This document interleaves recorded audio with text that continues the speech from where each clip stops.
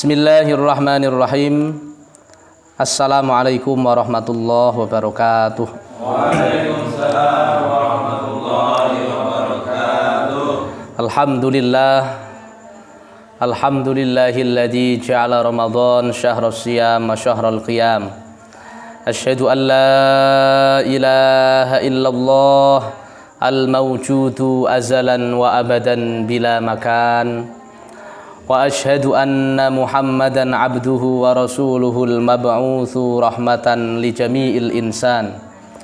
Allahumma salli wa sallim ala sayyidina Muhammadin khairil anam wa ala alihi wa sahbihi wa man tabi'ahum bi ihsan ila yaumil qiyam, amma ba'd.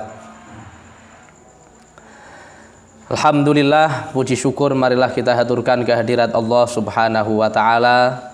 Sholawat serta salam semoga tercurah limpahkan kepada junjungan alam Nabi besar Muhammad sallallahu alaihi wasallam. Di qaulina Allahumma sholli ala sayyidina wa maulana Muhammad. Mudah-mudahan kita semua senantiasa diakui sebagai umatnya dan kelak di yaumil qiyamah mendapatkan syafaat dari baginda Nabi besar Muhammad sallallahu alaihi wasallam. Amin ya rabbal alamin. Jamaah rahimakumullah, marilah kita lanjutkan kajian kitab Fiqhul Akbar yang sekarang kita sudah sampai pada pembahasan tentang Al-Quran. Sebelumnya marilah kita mengirimkan hadiah suratul Fatihah kepada para nabi, para aulia, para ulama, guru-guru kita, orang tua kita, ila hadratin nabiyil mustafa sayyidina Muhammadin sallallahu alaihi wasallam wa alihi wa ashabihi wa zaujatihi wa dzurriyyatihi wa ahli baitihil kiram.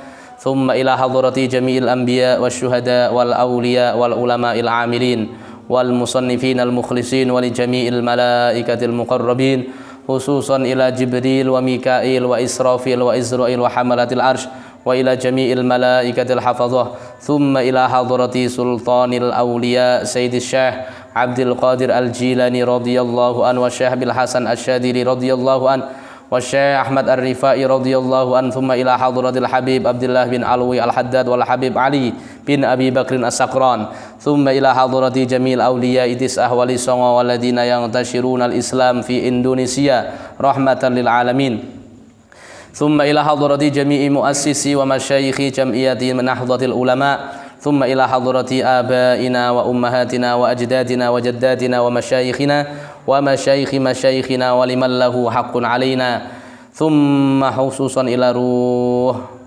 الإمام الحنفي أبو حنيفة النعمان شيء لله لنا ولهم الفاتحة. أعوذ بالله من الشيطان الرجيم. بسم الله الرحمن الرحيم. الحمد لله رب العالمين الرحمن الرحيم مالك يوم الدين إياك نعبد وإياك نستعين اهدنا الصراط المستقيم صراط الذين أنعمت عليهم غير المغضوب عليهم ولا الضالين آمين. Bismillahirrahmanirrahim. Qala al-muallifu rahimahullahu ta'ala nafa'anallahu bihi wa bi'ulumihi fid dharaini amin ya rabbal alamin. Bismillahirrahmanirrahim. Wal Qur'anu kalamullahi ta'ala. Al-Qur'an adalah firman Allah ta'ala. Fil masahifi maktubun, di dalam mushaf-mushaf tertulis. Wa fil qulubi mahfudun, di dalam hati manusia tersimpan atau dihafal. Wa alal alsuni, dan di lisan manusia iku makruun, ialah terbaca. Wa alan nabi alaihi salatu wassalam, dan kepada kanjeng Nabi Muhammad sallallahu alaihi wasallam iku munazzalun, ialah diturunkan. Jadi pertama kali Imam Hanafi menjelaskan kepada kita bahwa akidah Ahlussunnah wal Jamaah meyakini bahwa Al-Quran kalamullah.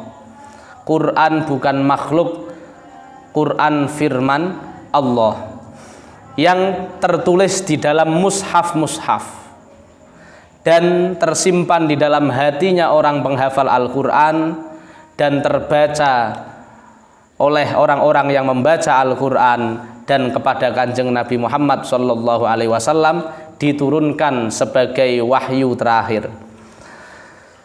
Kemudian Al-Quran bukanlah makhluk, ya. Walafdzuna bil Qur'ani, adapun lafadz kita kepada Quran iku makhlukun, ialah makhluk. Wa kitabatuna, adapun tulisan kita lahu kepada Quran iku makhlukotun, ialah makhluk. Wa qiraatuna, adapun bacaan kita lahu kepada Al-Quran iku makhlukotun, ialah makhluk. Wal Qur'anu ghairu makhluk, adapun Al-Quran sendiri bukanlah makhluk. Nah, di sini pengarang kitab Fiqhul Akbar Imam Hanafi menjelaskan bahwasannya bacaan kita ketika membaca Al-Quran, suara kita ketika membaca Al-Quran itu adalah makhluk. Contohnya, saya baca Quran, Alhamdulillahi Rabbil Alamin, ini ada suaranya. Yang saya keluarkan ini, suara saya ketika membaca Al-Quran adalah makhluk. Suara saya ya yang makhluk ya. Kemudian tulisan kita ketika kita menulis Al-Quran, contoh di dalam mushaf, seumpama ini mushaf ya, ini mushaf tertulis Al-Quran di dalamnya ya. Ini tulisannya adalah makhluk, karena dulu tulisan ini tidak ada, kemudian sekarang menjadi ada, nanti akan rusak menjadi tiada, maka ini adalah makhluk. Kemudian wa qiraatuna lahu makhluqah, bacaan kita terhadap Al-Quran juga makhluk. Wal Quran ghairu makhluk, akan tetapi Al-Quran bukan makhluk. Terus maksudnya gimana ini? Dan terus Quran itu mana? Kan begitu. Maka kita lanjutkan pembahasannya. Wa ma dzakarahullahu fil Qur'ani, informasi yang telah disebutkan Allah di dalam Al-Quran, hikayatan an Musa wa ghairihi, tentang kisah Nabi Musa alaihissalam, para nabi, Fir'aun dan iblis, minal anbiya'i wa an Fir'auna wa iblis, fa inna dzalika kulluhu kalamullahi ta'ala ikhbaron anhum. Sesungguhnya semuanya itu adalah firman Allah Subhanahu wa ta'ala sebagai informasi tentang keberadaan mereka. Jadi di dalam Al-Quran itu ada kisahnya Nabi Musa, ada kisahnya nabi-nabi yang lain, Nabi Ibrahim, Nabi Isa dan lain sebagainya. Ada ceritanya Fir'aun, Namrud, Iblis dan lain sebagainya. Itu semua yang diinformasikan di dalam Al-Quran adalah kalamullah, firman Allah, sebagai informasi tentang keberadaan mereka, keberadaan makhluk-makhluk tadi yang sudah disebutkan. Tapi makhluknya itu bukan Quran. Ceritanya yang disebutkan dalam Al-Quran itu Al-Quran, tapi makhluk yang disebutkan di dalam Al-Quran bukan Quran. Ya, seperti itu. Makhluknya ya tetap makhluk. Wa kalamullahi ta'ala ghairu makhluk, adapun firman Allah Ta'ala bukanlah makhluk. Wa kalamu Musa wa ghairihi minal makhluqina makhlukun, adapun ucapannya Nabi Musa dan lainnya di dalam Al-Quran, minal makhluqin, adalah makhluk ya. Wal Qur'anu, adapun Al-Quran iku kalamullahi ta'ala, ialah firman Allah Ta'ala. Fahuwa, adapun Al-Quran iku qadimun, ialah terdahulu tanpa permulaan. La kalamuhum, bukan firman mereka Musa dan lain-lain. Kemudian Nabi Musa mendengar firman Allah. Wa sami'a Musa kalamallahi ta'ala, Nabi Musa mendengar firman Allah Ta'ala. Qala ta'ala, Allah berfirman di dalam Al-Quran, wa kallamallahu Musa taklima. Allah berfirman kepada Nabi Musa ketika di Bukit Sinai, di Gunung Sinai, taklima, dengan firman yang sebenarnya atau dengan hakikat firman Allah, bukan suara, bukan huruf, bukan bahasa. Dan itu Nabi Musa diperdengarkan firman Allah yang asli, diperdengarkan kalamullah yang asli. Wa qad kana Allahu ta'ala mutakalliman. Allah Subhanahu wa ta'ala Maha berfirman, walam yakun kallama Musa, sebelum berfirman kepada Musa atau sebelum memperdengarkan firman-Nya kepada Musa. Wa qad kana Allahu ta'ala khaliqun fil azali walam yakhluqil khalqa. Dan telah ada Allah Ta'ala memiliki sifat maha pencipta sejak zaman azali tanpa permulaan, sebelum Allah Ta'ala menciptakan makhluk apapun. Ya, jadi Allah sudah memiliki sifat maha berfirman sebelum berfirman kepada Nabi Musa. Allah Ta'ala sudah memiliki sifat maha pencipta sebelum menciptakan makhluk apapun. Ibaratnya adalah HP. Kita beli HP belum kita nyalakan, ya. HP tersebut sudah punya sifat bisa untuk nelpon, internetan, buka YouTube dan lain sebagainya, walaupun belum kita nyalakan. Tapi HP itu sudah punya sifat yang nanti bisa untuk dibuat internetan dan lain sebagainya. Seperti itu. Firman Allah qadim dan tidak seperti apapun. Wa qad kana Allahu ta'ala. Nah ini. Laisa kamitslihi syai'un wa huwas samiul basir. Allah berfirman, Allah tidak serupa dengan apapun dan Dia Maha mendengar lagi Maha melihat. Firman Allah juga sama, tidak serupa dengan apapun dan Allah Maha mendengar lagi Maha melihat. Falamma kallamallahu Musa kallamahu bikalamihi alladzi huwa lahu sifatun fil azal. Ketika Allah berfirman kepada Nabi Musa, Allah berfirman dengan firman aslinya yang bersifat azali tanpa permulaan. Sifat Allah berbeda dengan sifatnya makhluk. Wa sifatuhu, adapun sifat-sifatnya Allah, kulluha semuanya, bi khilafi sifatil makhluqina, ialah berbeda dengan sifat-sifat makhluknya. Ya'lamu, Allah Maha mengetahui, la ka ilmina, tidak seperti ilmu kita. Allah Maha berilmu, tidak seperti ilmunya kita. Ilmu Allah tak terbatas, ilmu kita ada batasnya. Allah mengetahui sesuatu yang sudah berlalu, sesuatu yang sedang terjadi, dan sesuatu yang akan terjadi. Kita hanya mengetahui sesuatu yang telah terjadi. Bahkan kita tidak tahu nanti kita masih hidup atau tidak, nanti kita dapat rezeki berapa, nanti bisa nafas atau tidak, kita belum tahu. Tapi Allah Maha tahu sesuatu yang sudah berlalu, yang sedang berlalu, dan akan berlaku. Kemudian yaqdiru la ka qudratina, Allah Maha kuasa tidak seperti kekuasaan kita. Allah berkuasa tidak seperti kuasa kita. Kita berkuasa atau kita punya kemampuan karena kita diberikan kemampuan. Kemampuan Allah tak terbatas, kemampuan kita terbatas. Yaro, Allah melihat, la karu'yatina, tidak seperti penglihatan kita. Allah ini bisa melihat lintas dimensi, tidak ada penghalang yang bisa menghalangi penglihatan Allah. Tapi kalau kita, contoh saya tidak tahu yang ada di balik tembok ini, saya tidak tahu. Bahkan saya tidak tahu sesuatu yang menempel di depan mata saya tidak bisa melihatnya.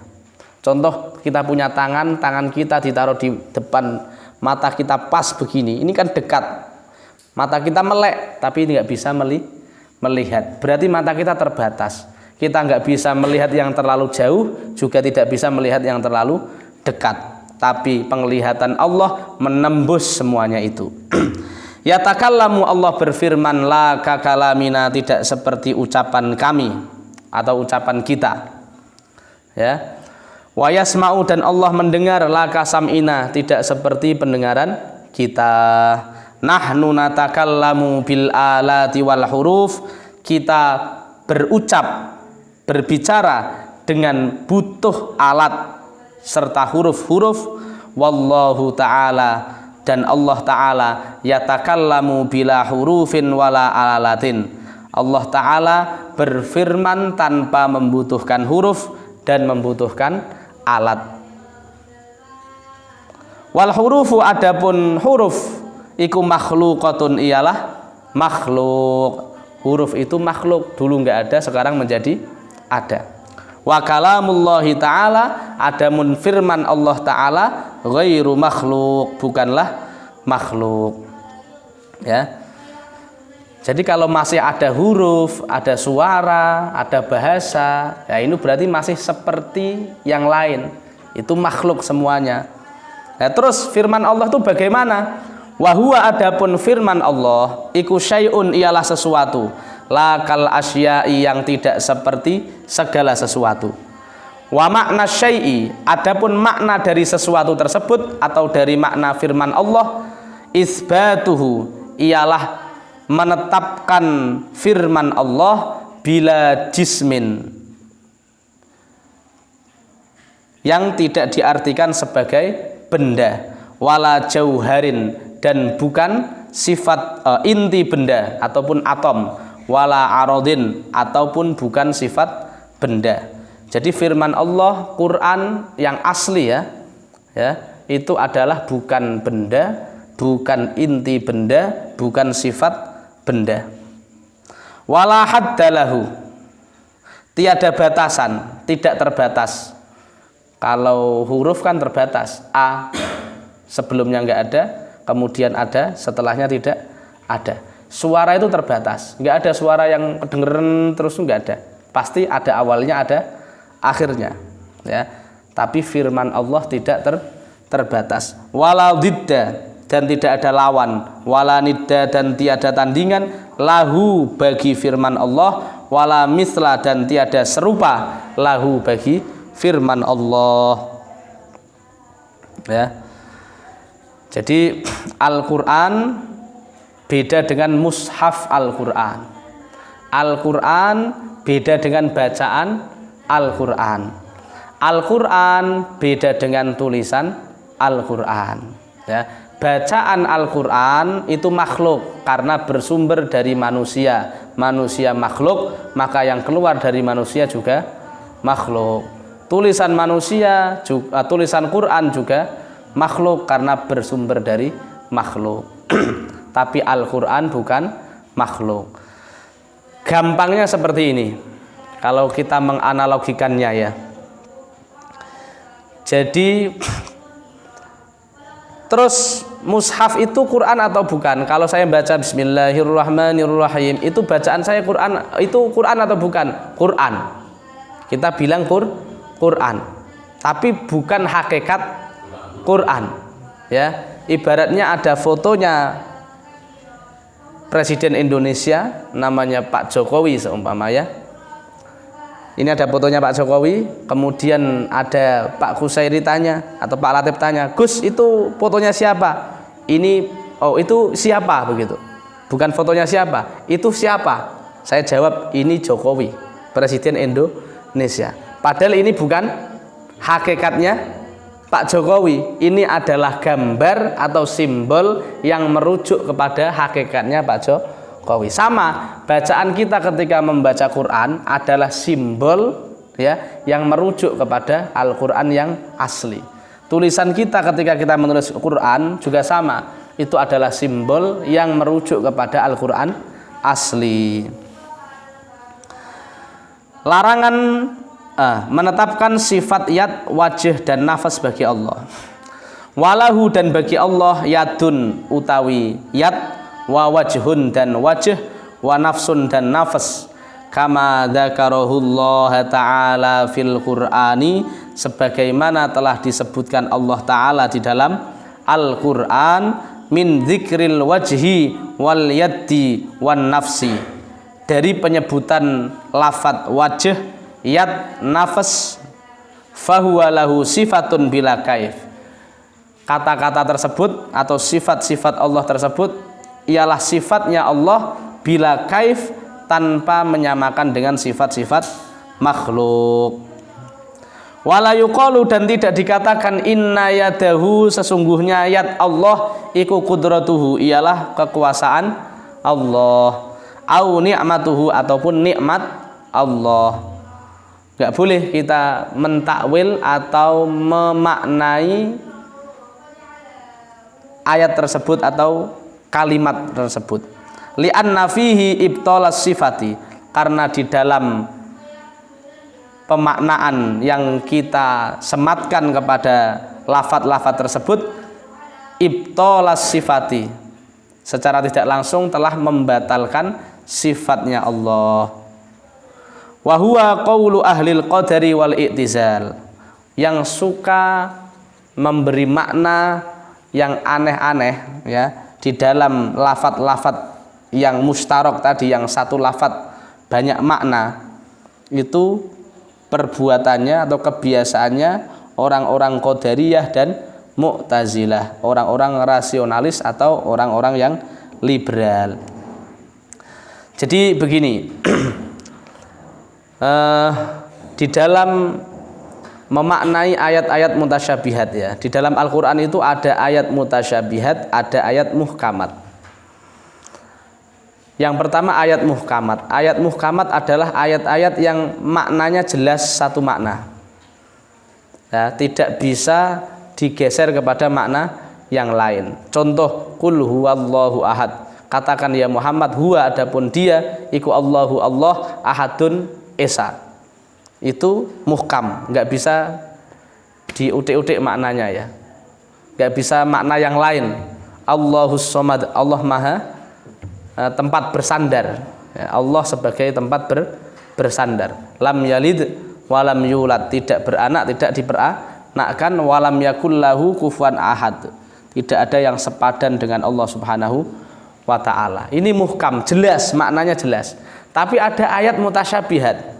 Ayat mutasyabihat itu apa? Ayat yang maknanya bisa multi makna, bisa dipakai dengan makna ini, bisa juga dipakai dengan makna ini. Ada kalau dalam bahasa Indonesia itu satu kata punya banyak makna. Contohnya kata tahu.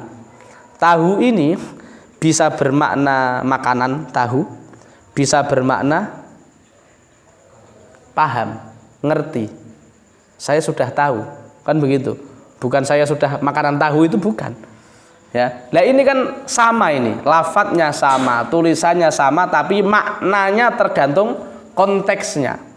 Ya, nah ini di dalam bahasa Arab ada istilah lafadz mustarok, satu kata yang bisa dimaknai dengan berbagai macam makna, termasuk yadun, ya, kemudian wajhun, kemudian nafsun, kemudian istawa dan lain sebagainya. Yadun itu bisa bermakna tangan, bisa bermakna kekuasaan, bisa bermakna kepemimpinan dan lain sebagainya. Contoh, Jokowi duduk di kursi kepresidenan. Maksud kata duduk di situ apakah duduk kayak saya begini atau maknanya menjabat? Menjabat toh, menjabat, menguasai, kan seperti itu. Memimpin ya, maknanya bukan duduk begini. Sama di dalam Al-Qur'an itu banyak kalimat-kalimat majas atau banyak kata-kata majas. Ada majas personifikasi, hiperbola dan lain sebagainya kalau kita belajar bahasa Indonesia. Contoh, ada peribahasa, coba kita bertanya pada rumput yang bergoyang. Maksudnya gimana kita kok suruh nanya pada rumput yang bergoyang ini? Apakah kita benar-benar tanya kepada rumput, rumput saya punya problem nih, punya masalah ini? Kan tidak begitu. Ya toh? Maksudnya rumput yang bergoyang adalah ahludzikri fas'alu ahladzikri in kuntum la ta'lamun. Tanyalah kalian kepada ahli zikir jika kalian tidak mengerti. Kenapa ahli zikir, rumput yang bergoyang ini dimaknai ahli zikir? Karena ahli zikir itu kalau zikir biasanya goyang-goyang, kayak rumput yang bergoyang. La ilaha illallah, la ilaha illallah, yang biasanya dibid'ah-bid'ahkan itu. La ilaha illallah, itu ahli zikir, ya, rumput yang bergoyang. Berarti kan itu majas, ya, majas. Nah, di dalam Al-Quran tuh banyak majas-majas karena Quran tuh sastranya tinggi. Kemudian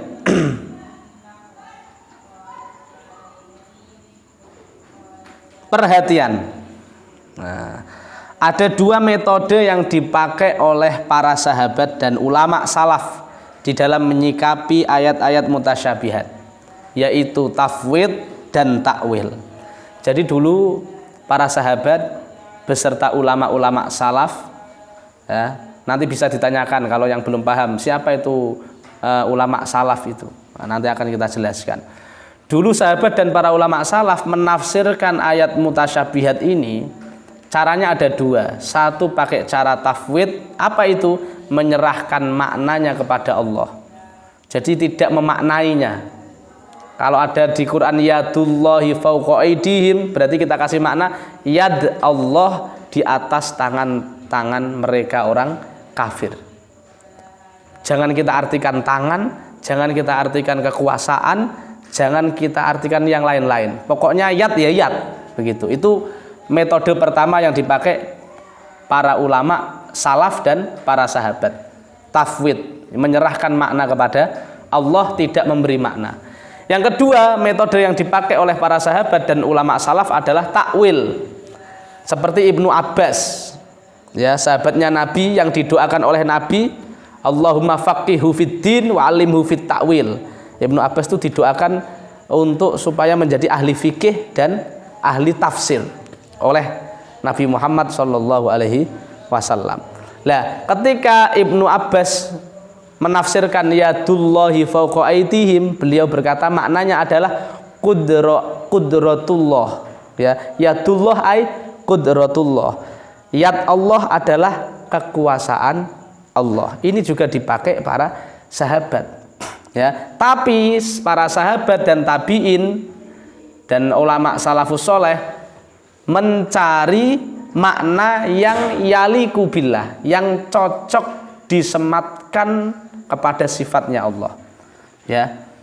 Kalau kekuasaan Allah di atas kekuasaan mereka ini kan cocok ini, ya. Allah berkuasa atas segala makhluk. Innallaha ala kulli syai'in qadir. Tapi kalau diartikan tangan Allah di atas tangan-tangan orang kafir, apakah pernah kita melihat di atasnya tangan orang kafir ada tangannya Allah? Dan tangan itu maknanya apa? Ya ini. Nggak keluar dari ini. Namanya tangan tuh ya ini, ya, namanya tangan ya ini. Lah ini kan berarti melenceng, maksudnya tidak cocok Allah disifati dengan tangan, nggak cocok. Apakah menafikan ini, apa namanya, menafikan sifatnya Allah? Tidak. Kita tidak menafikan niat, ya. Kita beriman bahwa Allah punya yad. Tapi yad ini tidak kita artikan sebagai tangan, ya toh. Cara mengartikannya bagaimana? Satu, nggak usah mengartikan, namanya tafwid. Kedua, kalau mau ditakwil, diartikan, cari arti yang sesuai dengan Allah Subhanahu wa ta'ala. Seperti qudratun, ya, yad bermakna kekuasaan atau kuasanya Allah, seperti itu. Metode tafwid, walakin yadahu sifatuhu bila kaif, akan tetapi yad Allah ialah sifatnya Allah tanpa menyerupakan kepada makhluk. Wa ghadabuhu wa ridahu iku sifatani min sifatihi bila kaif.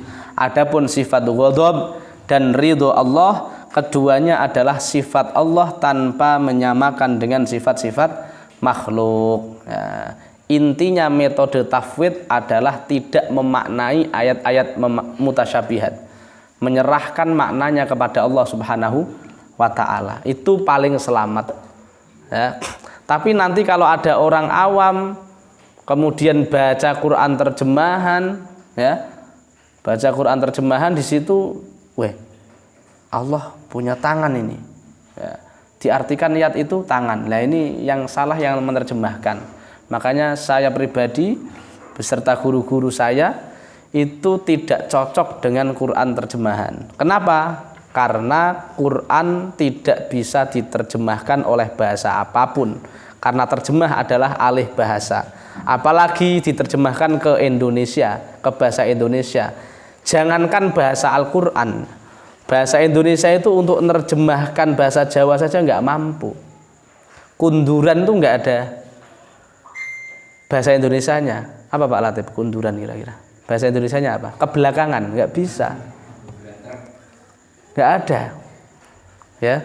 Kemudian upo itu bahasa Indonesianya apa? Ya, nggak ada ya, nggak ada. Beras satu, sebutir nasi kan jadi ruwet, kan bukan alih bahasa namanya, tapi tafsir, penjelasan ya. Makanya bahasa Indonesia itu miskin, nggak mampu untuk menerjemahkan bahasa Jawa, apalagi bahasa Quran yang sastranya lebih tinggi ya. Itu makanya saya pesan jangan sampai ngaji Quran terjemahan. Boleh ngaji Quran terjemahan untuk memudahkan, dengan syarat tetap harus ada gurunya. Kenapa? Karena nanti kalau ada terjemahan yang kurang benar, gurunya bisa meluruskan. Seperti itu.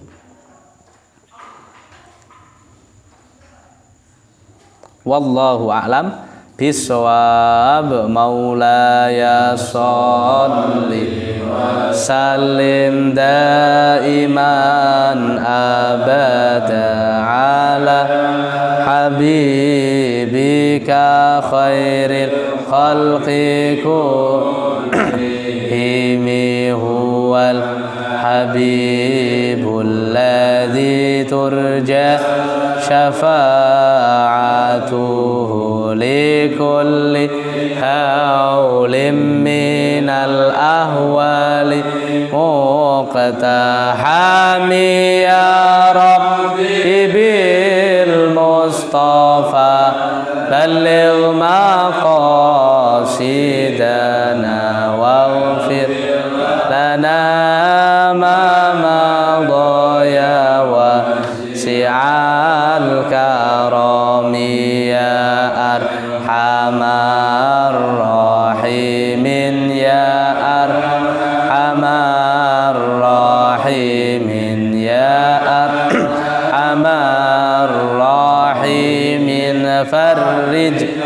alal muslimin ya Allah biha ya Allah biha ya Allah bi husnil khatimah ya Allah biha ya Allah biha ya Allah bi husnil khatimah sallallahu rabbuna ala nuril mubin Ahmad al-Mustafa sayyidil mursalin wa ala alihi wa sahbihi ajma'in. Taqabbalallahu minna wa minkum. Taqabbal ya karim. Allahul muwaffiq ila aqwamit thoriq. Wassalamualaikum warahmatullahi wabarakatuh.